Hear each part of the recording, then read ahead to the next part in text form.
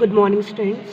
Today we are going to start our new chapter number 8 more on ICT. इस chapter के अंदर हम लोग किसके बारे में डिस्कस करने वाले हैं कि जो आपका प्लेन सिस्टम होता है कि मतलब जो एयर ट्रैफिक कंट्रोल्स है वो किस तरीके से किए जाते हैं, मतलब जो आपके प्लेन्स होती हैं उनको किस तरीके से कंट्रोल किया जाता है, कौन कौन से पर्सनस इन्वॉल्व होते हैं, कौन कौन से कंट्रोलिंग सिस्टम्स उसके अंदर वर्क करते हैं। फिर नेक्स्ट आप पढ़ेंगे कि जीपीएस क्या होता है, ड्राइवरलेस कार किस तरीके से वर्किंग में आते हैं। एंड नेक्स्ट आपका होगा ANPR system which is used for reading the number plates of your vehicles. जो आपके व्हीकल्स होते हैं उनके नंबर प्लेट्स को किस तरीके से रीड आउट किया जाता है। ठीक है, तो स्टार्ट करते हैं। सबसे पहले इंट्रोडक्शन आता है बेटा। सबसे पहले आती है आईसीटी की फुल फॉर्म। आईसीटी होता क्या है? Information and communication technology. ICT की फुल फॉर्म होती है आपकी इंफॉर्मेशन एंड कम्युनिकेशन टेक्नोलॉजी। ये जो टॉपिक होता है इसके अंदर आप लोगों की टेक्नोलॉजीज डिस्कस की जाती है कि वेरियस फील्ड्स के अंदर आप किस तरीके से किन किन टेक्नोलॉजीज़ का यूज़ करके आप कंप्यूटर को यूज़ करते हो।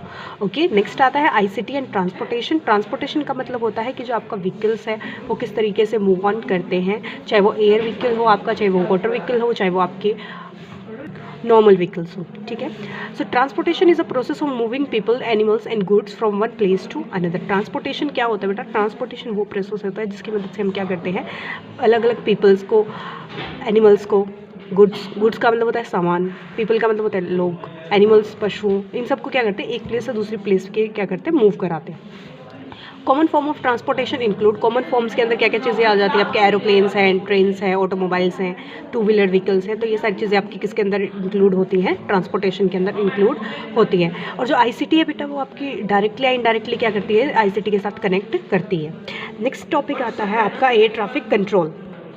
एयर ट्रैफिक कंट्रोल क्या होता है?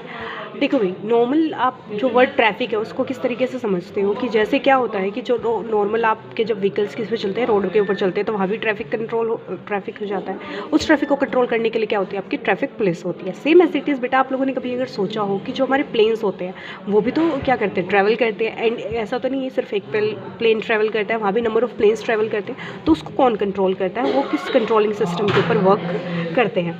तो भाई देखो, सबसे पहले आता है all air space is divided into sectors. जितना भी आपका एयर स्पेस है, जितना भी आपका स्काई वाला एरिया बेटा, उसको क्या किया जाता है, सेक्टर्स के अंदर डिवाइड कर दिया जाता है। ठीक है, टेक्नोलॉजी की मदद से। और ये जो सेक्टर्स होते हैं इनको मॉनिटर या इनको कंट्रोल किसकी मदद से किया जाता है? रेडार्स और कंप्यूटर्स की मदद से। ये जो रेडार्स होते हैं, रेडार्स और कंप्यूटर्स की मदद से हम लोग इनको हैंडल करते हैं। अब देखो नेक्स्ट आता है air traffic controllers control the take off and landing of the aircraft. जो आपके एयर ट्रैफिक्स होते हैं, जो आपका कंट्रोलर होते हैं, वो क्या करते हैं बेटा, हैंडल करते हैं। किसको हैंडल करते हैं? कि जो आपके जो प्लेन्स हैं वो कब टेक ऑफ करेंगे, कब उनके वो लैंडिंग करानी है, वो किस तरीके से एयर के अंदर रहेंगे। तो उन सब चीज़ों को कंट्रोल कौन करते हैं? आपके एयर ट्रैफिक कंट्रोलर्स होते हैं। और ये भी नहीं होता बेटा कि सिर्फ एक ही पर्सन होता है, नंबर ऑफ पर्सनस होते हैं, उनको अपना अलग अलग क्या होता है, इनका ग्रुप्स होता है और हर ग्रुप अपना अलग अलग वर्क परफॉर्म करता है।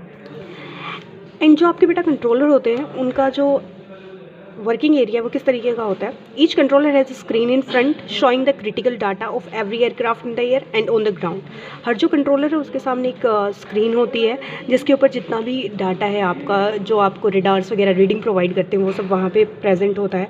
प्लस जो आपके एयरक्राफ्ट्स हैं वो कौन सा रनिंग के अंदर है, किसको टैक्सी वे अलॉट कराना है, किसको हैंगर अलॉट कराना है, किसको रनवे अलॉट कराना है, तो वो सब डाटा भी उनके सामने प्रेजेंट होता है। उसके बाद नेक्स्ट आता है बेटा the computer system has inputs from a very advance radar system.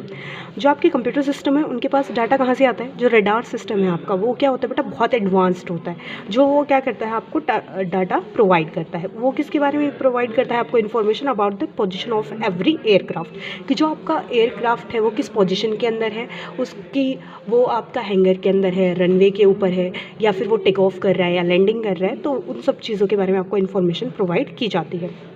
The air traffic controller receive the data. जो एयर ट्रैफिक कंट्रोलर्स होते हैं बेटा वो क्या करते हैं? डाटा को रिसीव करते हैं, इंटरप्रेट उसको पढ़ते हैं, इंस्ट्रक्ट ईच पायलट, और उसके अकॉर्डिंग क्या करते हैं बेटा, जो पायलट्स हैं आपके उनको इन्फॉर्मेशन प्रोवाइड करते हैं कि अगर वो डाटा बिल्कुल करेक्ट होता है तो उसके अकॉर्डिंग वो उनको परमिशन देते हैं कि आप टेक ऑफ कर सकते हो या आप लैंडिंग कर सकते हो। या फिर अगर उसके अंदर क्या होता है, वहाँ पे अगर ट्रैफिक हो रहा है ऑलरेडी रनवे के ऊपर, तो उनको बोलते हैं कि you have to stay in the stack. Stack होता है बेटा एक लाइन, एक फॉर्मेट होता है, आप जिसके अंदर जैसे आप यहाँ पे देख रहे हो, दिस इज कॉल्ड स्टैक, जिसके अंदर आपके प्लेन्स क्या होते हैं, एक सिस्टमेटिक ऑर्डर के अंदर अरेंज होते हैं। ओके, तो ये आपका था एयर ट्रैफिक कंट्रोल के बारे में।